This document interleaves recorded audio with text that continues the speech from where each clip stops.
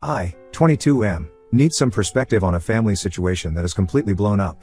This is a long story, but I need to provide context to explain how things got to this point. I grew up in a middle-class family with my older brother Brian, 25 and our parents. We lived in a decent neighborhood and my parents both worked hard to provide for us.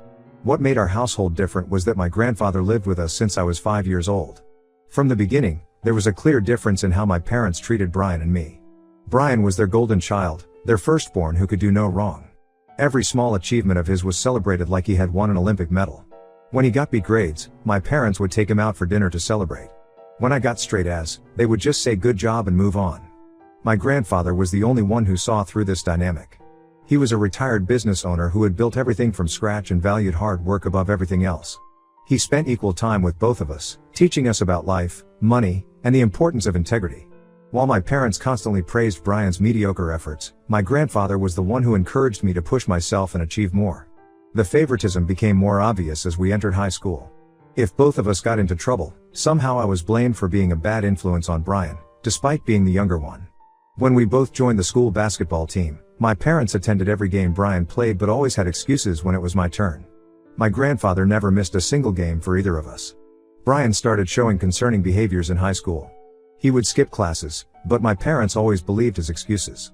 He started asking for more pocket money than usual, claiming it was for school projects or team activities. My grandfather questioned this, but my parents shut him down, saying he was being too hard on Brian.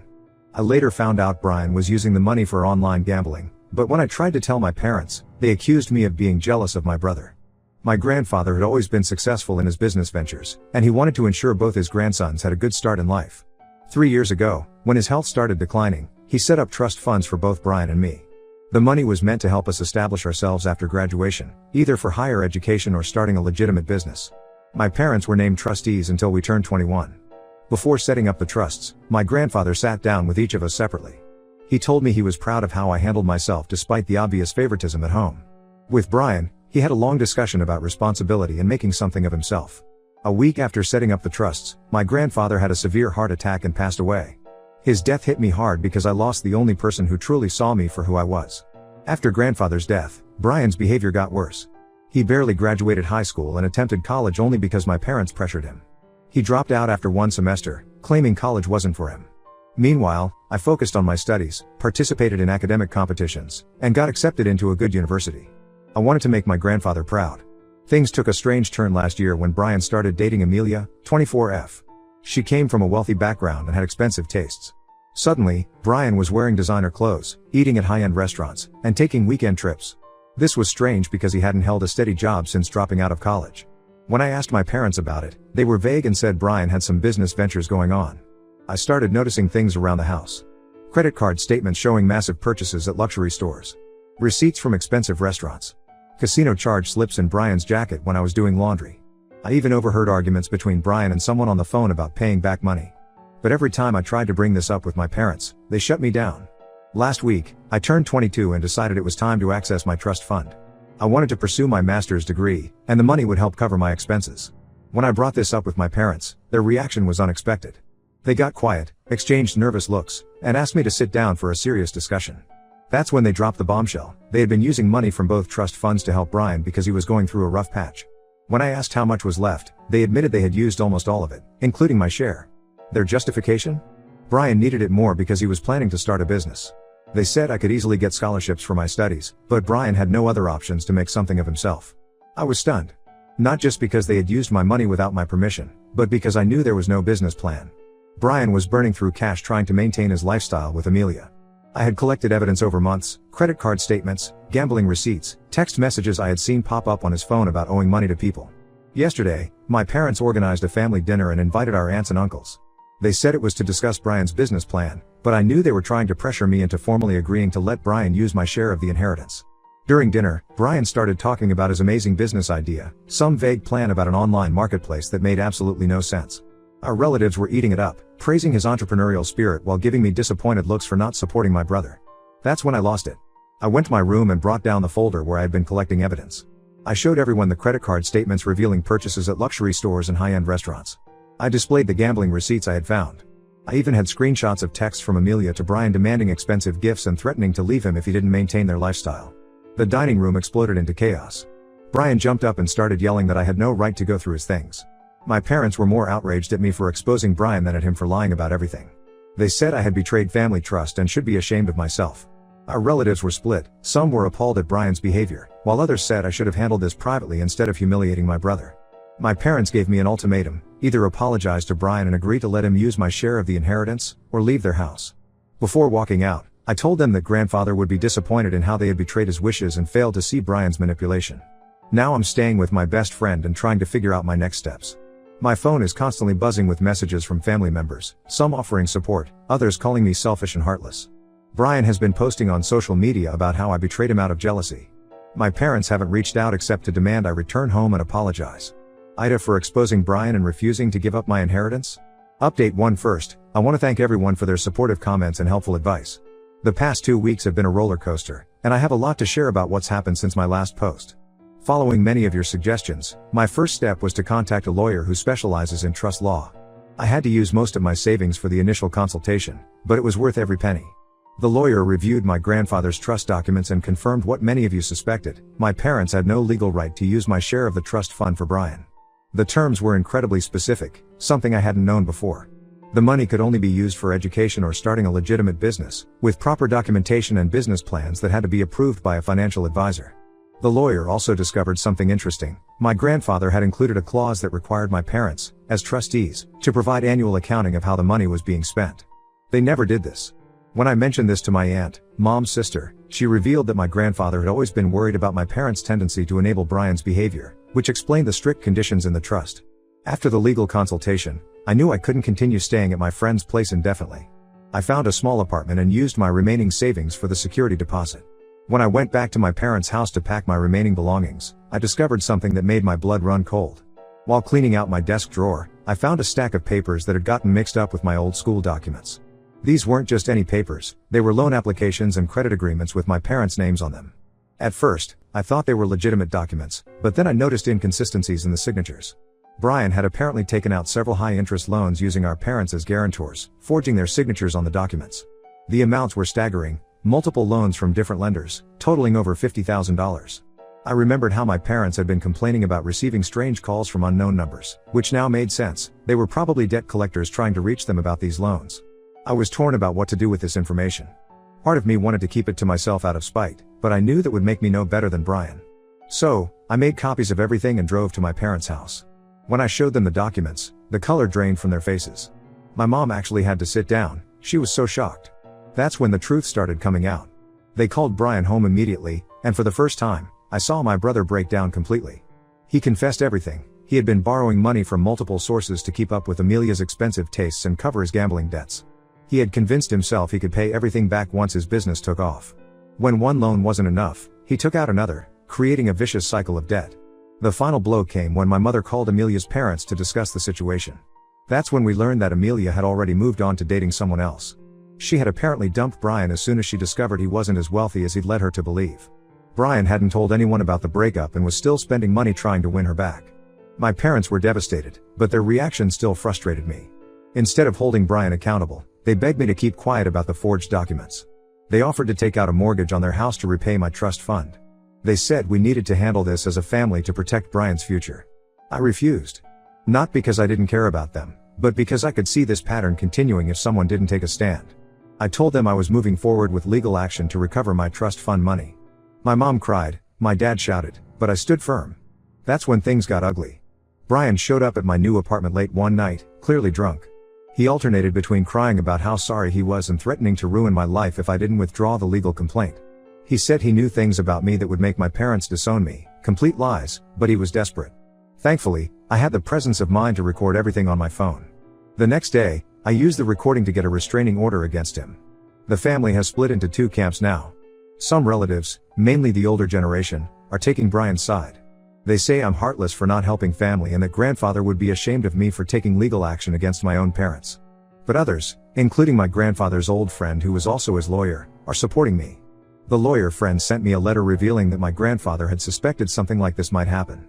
He had seen warning signs in Brian's behavior years ago, which was why he had set up the trust with such strict conditions. I'm moving forward with the legal proceedings, even though it's breaking my heart to do this to my family. But every time I doubt myself, I remember my grandfather's words about the importance of standing up for what's right, even when it's difficult.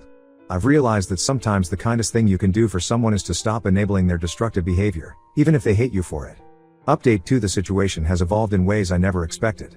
What started as a family dispute over inheritance has uncovered a web of lies and criminal activity that honestly terrifies me.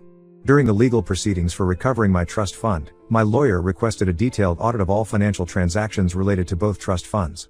That's when we discovered that Brian's problems went far beyond gambling and overspending. The bank statements showed a pattern of large deposits and withdrawals that made no sense.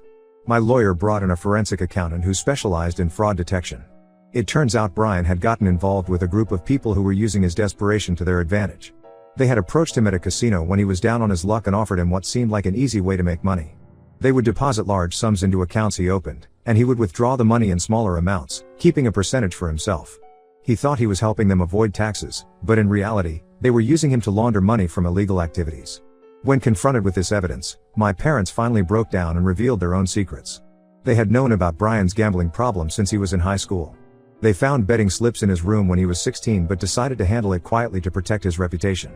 Instead of getting him help, they covered up his losses, thinking he would grow out of it. They admitted to paying off his gambling debts multiple times over the years, first from their savings, then by taking out loans, and finally by dipping into the trust funds. They showed me a box full of IOUs from Brian, dating back years. Each time, he had promised it was the last time, that he would change. Each time, they believed him. The most surprising revelation came from an unexpected source. Amelia contacted me through LinkedIn, saying she wanted to clear her conscience. We met at a coffee shop, and she brought along a folder of evidence. She admitted that she was initially part of the same group that had ensnared Brian in their money laundering scheme. Her role was to find vulnerable targets from wealthy families, people who were desperate for money and validation. But according to Amelia, something unexpected happened. She actually developed feelings for Brian and tried to get him to stop gambling and cut ties with the group. When he refused, choosing the easy money over her warnings, she left him. She provided screenshots of their conversations where she had tried to convince him to get help, along with details about the group's operations. I took all this information to my lawyer, who immediately contacted the authorities. The police are now investigating the money laundering operation, and my parents are facing serious legal scrutiny for their mismanagement of the trust funds. They could potentially face criminal charges for their role in covering up the illegal activities, even though they claim they didn't know about the money laundering. Brian has finally been forced to confront his demons. When the police showed up at our parents' house with a search warrant, he had a complete breakdown. He's now cooperating with the authorities and has agreed to enter a treatment program for his gambling addiction. The prosecutor has indicated that his cooperation might earn him some leniency, but he's still likely to face consequences for his role in the money laundering scheme. Some family members have suggested that I withdraw my complaints to protect everyone from legal consequences. They argue that Brian is finally getting help, and pursuing legal action will only tear the family apart further. But I can't do that. The investigation has revealed that other families have been victimized by this group, and the authorities believe Brian's testimony could help bring down the entire operation. My parents are desperately trying to salvage what they can. They've hired their own lawyer and are attempting to negotiate a settlement for the trust fund money. But their actions have consequences beyond just the financial aspect. The bank has frozen their accounts pending the investigation, and they might lose their house if they're found to have knowingly facilitated money laundering through the trust fund accounts. I never wanted any of this to happen. I just wanted my inheritance to use for my education, as my grandfather intended. Now I'm watching my family fall apart, and part of me feels guilty for setting these events in motion. But another part remembers what my grandfather always said about sunlight being the best disinfectant. Maybe this needed to happen for any real healing to begin. Update 3: After months of legal battles and family drama, things have finally reached a resolution, though not the one anyone expected. The court proceedings concluded last week, and I wanted to share the final chapter of this story. The judge's ruling was clear: my parents were ordered to repay my entire trust fund share plus interest. To comply with the order, they had to sell their vacation home in the mountains, the one we used to visit every summer when Brian and I were kids. It was painful watching a piece of our family history being sold, but as my lawyer pointed out, they brought this on themselves. Brian's situation has taken several turns. He completed the initial phase of his recovery program and has started working at an entry-level job at a local warehouse. The prosecutor, considering his cooperation in the money laundering investigation, offered him a plea deal with no jail time but 5 years of probation and mandatory addiction counseling. He took the deal. Last week, Brian sent me a lengthy email. He wrote about how he finally understands the damage he's caused, not just to himself but to everyone around him. He apologized for years of manipulation and for taking advantage of our parents' blind love. He even acknowledged how unfairly I was treated growing up. While part of me appreciates his honesty, I'm not ready to forgive him yet. Some betrayals cut too deep to heal quickly. My parents' apology came with strings attached. They admitted they should have treated us equally and addressed Brian's problems years ago instead of enabling him.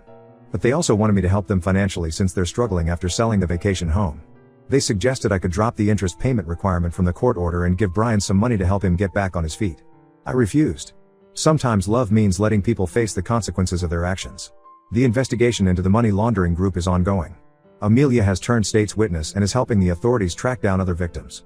She tried to contact me again, wanting to explain more about how she got involved in the scheme, but I blocked her number.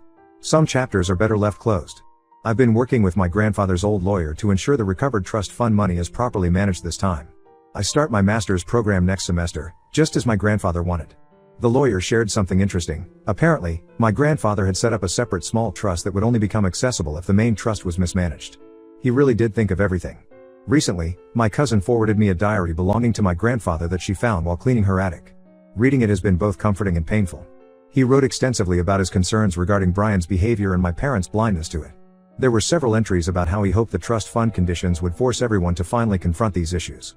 He also wrote about his pride in my resilience and his hopes for my future. I've maintained my decision to stay no contact with my family for now. Some relatives say I'm being too harsh, that family should stick together through hard times. But I've realized that sometimes the healthiest thing you can do is step away. My grandfather wrote in his diary, "Standing alone is better than standing with people who hurt you." The money's been transferred to my new account, and I've moved to a different city to start my master's program. Sometimes I drive past our old vacation home and remember the good times, before money and lies tore everything apart. But then I remember my grandfather's words about building a life on truth rather than comfortable lies, and I know I made the right choice. Looking back on everything that's happened, I realized this was never really about the money. It was about truth, responsibility, and the courage to stand up for what's right, even when it costs you everything you thought you needed. My grandfather understood that. I wish it hadn't taken all this for me to understand it too.